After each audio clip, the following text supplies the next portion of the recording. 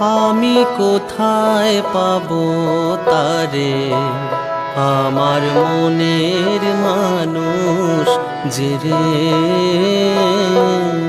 আসসালামু আলাইকুম প্রিয়জন, ভিন্ন কথায় আপনাদেরকে স্বাগতম।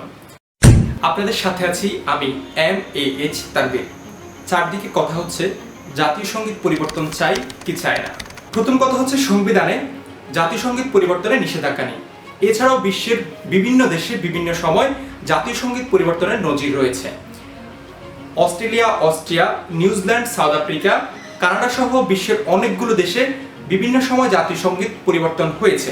তবে জাতীয় সঙ্গীত কেন পরিবর্তন করতে হবে, এটার কি কোনো যৌক্তিকতা আছে কিনা আমরা সেটা জেনে নিব। একটি জাতীয় সঙ্গীতে কি কি গুণাবলী থাকা প্রয়োজন, চলুন একটি রিপোর্ট থেকে জেনে নিই। জাতীয় সঙ্গীত এটি কোনো গান নয়, বরং কোনো জাতির পরিচয়ের একটি বড় অংশ, একটি দেশের আশা, আকাঙ্ক্ষা ও গৌরবের প্রতিফলন। যে সঙ্গীত দেশাত্মবোধ, ইতিহাস আর সংস্কৃতির প্রমাণ ধারণ করে। চ্যানেল 24-এর এই রিপোর্টে যে গুণাবলীগুলোর কথা উল্লেখ করা হয়েছে তার একটিও কি বাংলাদেশের জাতীয় সঙ্গীতে রয়েছে?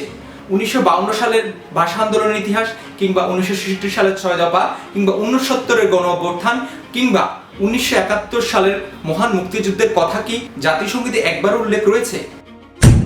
না, একবার উল্লেখ নেই। এছাড়াও বাংলাদেশ নামক যে একটি রাষ্ট্র, আলাদা রাষ্ট্র, সেটির কি কোনো বাংলাদেশ নামটা কি একবার উল্লেখ করা হয়েছে? না, উল্লেখ করা হয় নাই। তাহলে এই রিপোর্ট অনুযায়ী এই জাতীয় সঙ্গীত পরিবর্তনযোগ্য এবং পরিবর্তন করা উচিত। এটা গেলেও প্রথম কারণ। দ্বিতীয় কারণটি হচ্ছে, ভিডিও শুরুতে আমরা একটি গানের কয়েকটি লাইন আপনাদেরকে শুনিয়েছিলাম। সেই গানটির সুরকে নকল করে আমাদের জাতীয় সঙ্গীতে সুর আরোপ করা হয়েছে। এমন নজির আর পৃথিবীর কোনো জাতীয় সঙ্গীতে নেই। পৃথিবীর কোনো জাতীয় সঙ্গীত অন্য কোনো গান থেকে সুর চুরি করা হয়নি। জাতীয় সঙ্গীত পরিবর্তনের তৃতীয় কারণটি জেনে আপনারা খুবই হতাশ হবেন।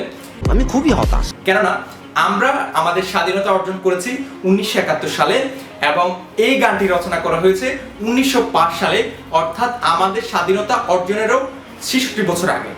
সবার অঙ্ক মেলে, আমার অঙ্ক মেলে না।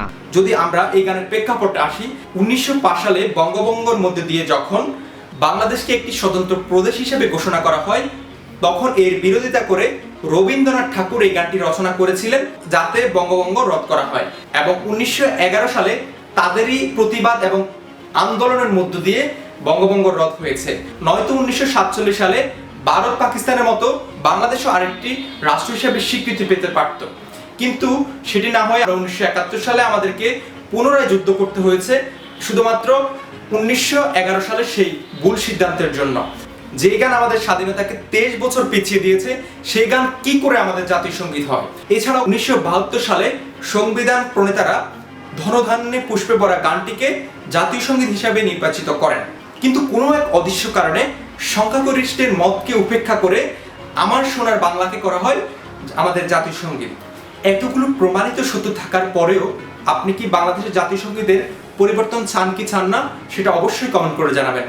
ধন্যবাদ সবাইকে, আজকের মতো এখানেই বিদায় নিচ্ছি। দেখা হবে অন্য কোনো দিন অন্য কোনো ভিডিওতে। সে পর্যন্ত ভালো থাকুন, সুস্থ থাকুন। আল্লাহ হাফেজ, আসসালামু আলাইকুম।